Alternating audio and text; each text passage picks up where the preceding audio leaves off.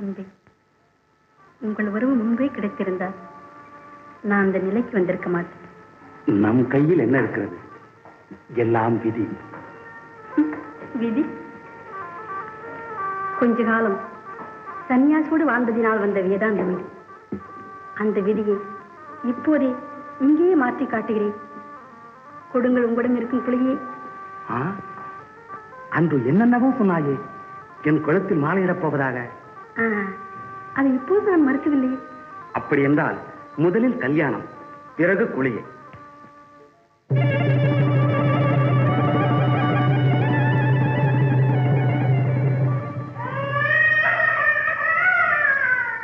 குழந்தை எழுந்து விட்டார்.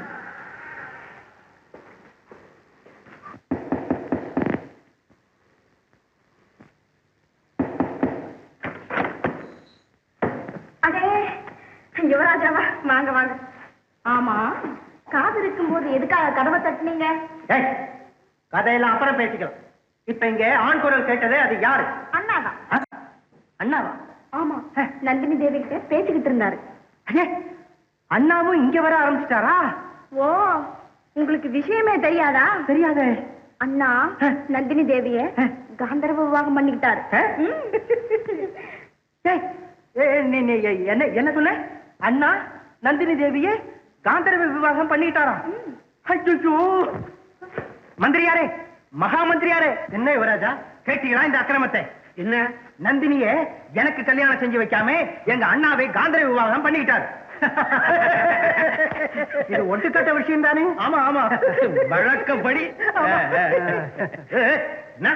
ஒட்டு கேட்டதா? இது நேராவே கேட்டுட்டு வந்தது. யுவராஜா, இப்படி எல்லாம் இனிமேல் உளரக்கூடாது. உளறதா? அட பாவிகளா, உண்மையை சொன்னா உளறேன்னு சொல்றீங்களே. சரி, இனிமே உங்ககிட்ட ஒரு ரகசியத்தையும் சொல்ல போறதில்லை. போங்க.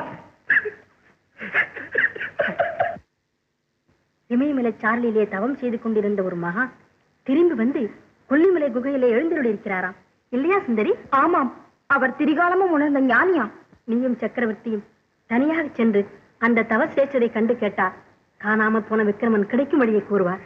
இளவரசி, என் வயிற்றில் பாலை வார்த்தீர்கள். இப்போதே சக்கரவர்த்தியை அழைத்து போகிறேன்.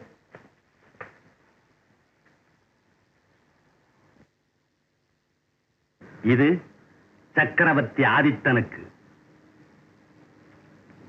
இது மகாராணி குமுதாவுக்கு. இந்த இரண்டும் நம் இருவருக்கும். சரி, இதை உன் கையாலேயே கரைத்து விடு. அப்பாடா, இப்போதாவது என் மீது நம்பிக்கை வந்ததே. குறும்பு.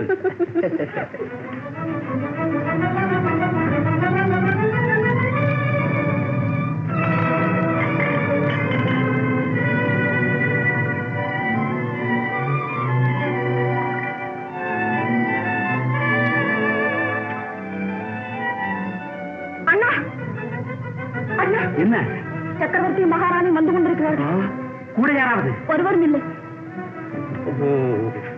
சம்பூ மகாதேவா, சம்பூ மகாதேவா, சம்பூ மகாதேவா. அடாடாடா, இன்னும் தம்பு மகாதேவா, தாடியும் மீசியும் இல்லாமல்.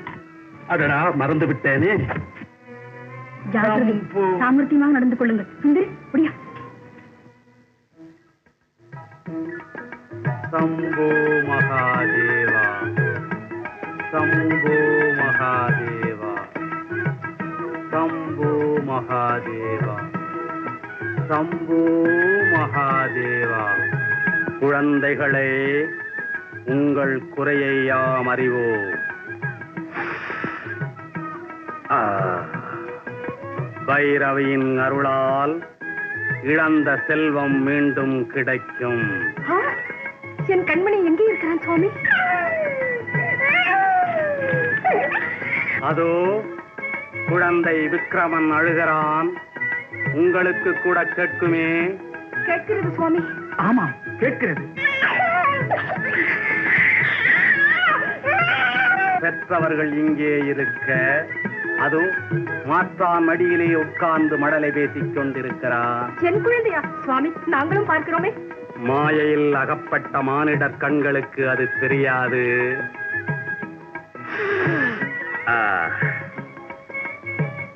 இதோ இதை அருந்துங்கள். விக்கிரமன் இருக்கும் இடத்தை காண்பீர்கள்.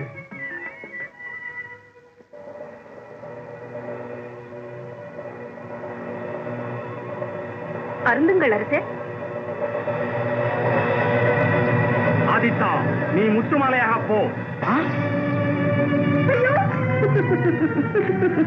அம்மா மகாராணி, நீ பிச்சைக்காரியாக போ.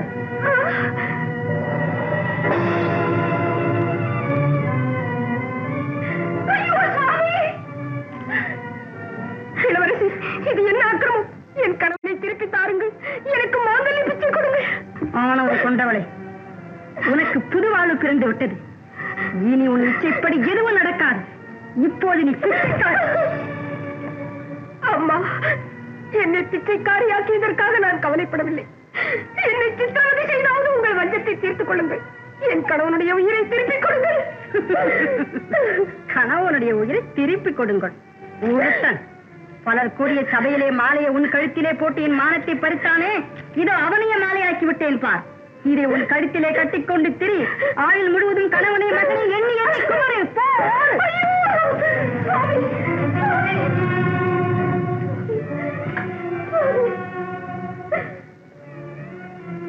நந்தினி, நினைவு வைத்துக் கொள். நிரபராதிகளின் வாழ்வை அழித்தவர்கள் ஒரு நாளும் வாழ முடியாது. என் வயிற்றிலே எரியும் தீ என்றாவது ஒரு நாள் அணையா பெருநெருப்பாக மாறும். அது உன்னையும் உன்னுடைய